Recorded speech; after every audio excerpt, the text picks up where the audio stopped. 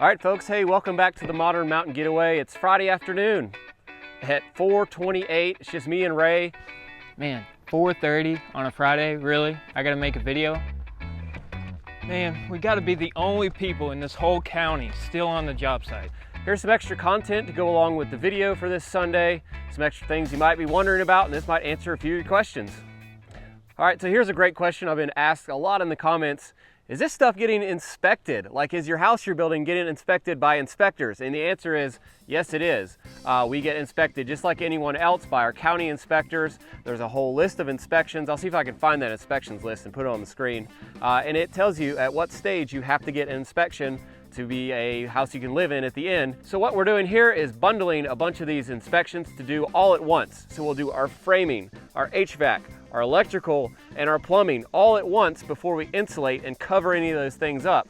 And it's not really worth it for us to call the inspector out to look at one of these things, have him come back 3 or 4 extra times. We just do it all at once, get it all done. If anything fails, we still have a few days before insulation to get it fixed up right. The day we do have an inspection, I will be rolling the camera so that you can see what gets inspected and the different things you have to pass. I'm sure this is different depending on where you live. If you're somewhere else in the world, it could be completely different. All right, here's another good question I've had in the comments a lot. What do I use to videotape all this stuff? And believe it or not, what I use is my iPhone 11, and that's it, actually. I don't use any kind of crazy SLR cameras. Now, I do have a drone. There is a drone that I use sometimes, and I have a commercial drone license, so I can use it for commercial purposes. But mostly, it's my iPhone, and it's because it fits in my pocket. It's wherever I am. If I need to film something, all I gotta do is reach down, boom, film it, or hand it to someone else. They can film it. So along with that phone, I have this Samsung wireless mic that's actually made specifically for cell phones. Actually plugs right into your cell phone in the lightning port. So that's great if you need shots that are further away like this, so you still get good audio. Now, I did go buy an SLR video, like a YouTuber kit with a shotgun mic and all this stuff.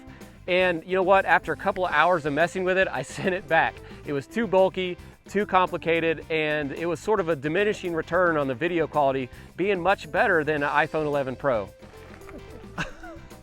I think he shows up every Friday just to get on video.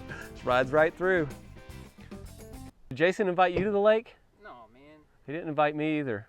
So I actually also edit all of the video on my cell phone on a program called Video Leap. And I think it's a pretty great program. It was about 50 bucks.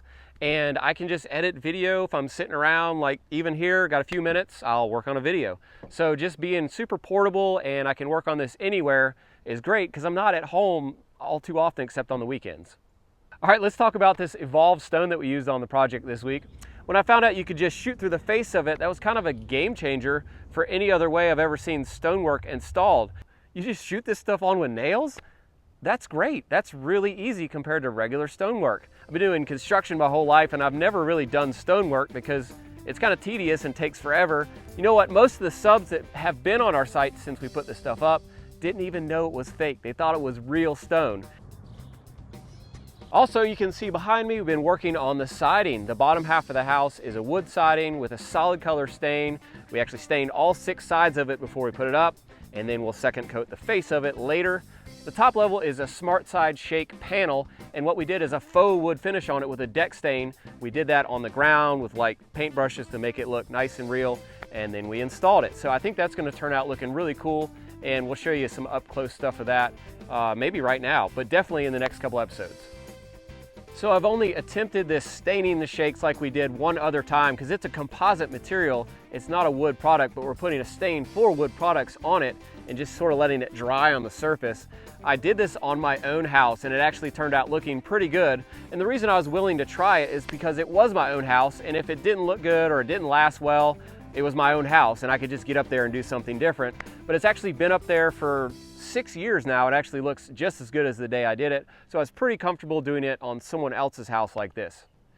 Also, if you're following this channel, you might be following along my brother's progress with his hand, and I did post an update video on that yesterday, Saturday, and he's doing great actually after his surgery. He got his bandage off today, and so that all went well. If anybody was wondering, if anybody's following along, just wanted to keep you up to date on that.